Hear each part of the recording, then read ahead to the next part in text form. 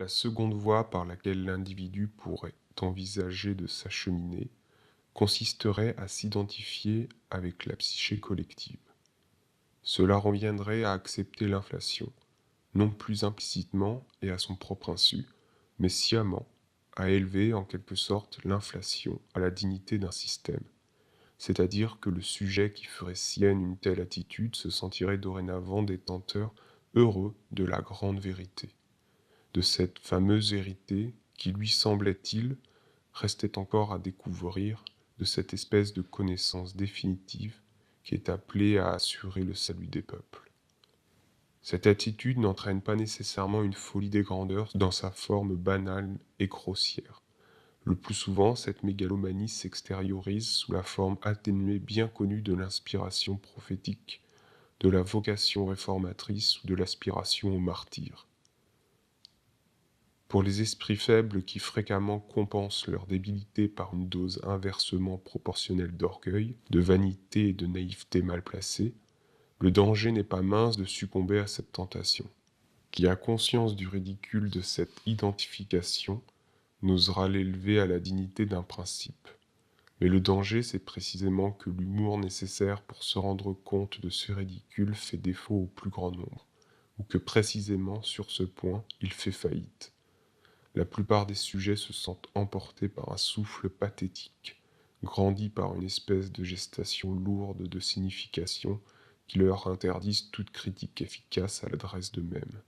Si l'une des possibilités, si l'une des séductions qui s'offrent consiste à verser dans le prophétisme, il en est une autre plus subtile et prometteuse en apparence de joie plus légitime, à savoir celle de se muer en disciple d'un prophète. Pour un nombre important d'individus, cette séduction semble même constituer une technique idéale. Ses avantages sont multiples. Le poids de la dignité, qui émane de la responsabilité surhumaine du prophète, vous nimbe à l'avenir tout en se transformant en une quiétude dans l'indignité.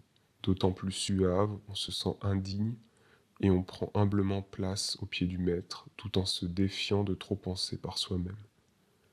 La paresse intellectuelle devient vertu et on peut au moins se dorer au soleil d'une espèce de demi-dieu. L'archaïsme et l'infantilisme des fantasmes inconscients peuvent s'en donner d'accord joie sans risquer trop de pots cassés, puisque toute responsabilité est rejetée sur le maître. Par sa glorification, qui en fait l'égal d'un dieu, on se pousse-colle sans y prendre garde, semble-t-il, et en outre on a au moins reçu la grande vérité, celle qui importait, à défaut de l'avoir découverte soi-même, des mains mêmes du maître. Naturellement, les disciples se réunissent, s'associent toujours, non pas d'aventure par amour, mais mus par un intérêt bien compris, en créant une atmosphère et un accord collectif. Chacun espère être paresseusement confirmé dans sa propre conviction sans avoir d'effort à fournir. Ainsi, cette position de disciple entraîne une identification à la psyché collective qui semble infiniment plus recommandable. C'est à un autre que reviennent et l'honneur d'être prophète et par le fait même la redoutable responsabilité. On se borne à l'état de simple disciple, c'est-à-dire qu'on est engagé pour l'essentiel du plan responsable, tout en participant néanmoins à la gestion du grand trésor qu'a découvert le maître. On ressent la dignité et le poids d'une telle charge et l'on considère comme nécessité morale et devoir suprême de clouer au pilori non seulement les adversaires, mais aussi les tièdes et les indifférents. On se croit obligé de faire des prosélytes et d'apporter à l'humanité la lumière nouvelle, comme si l'on était le prophète en personne.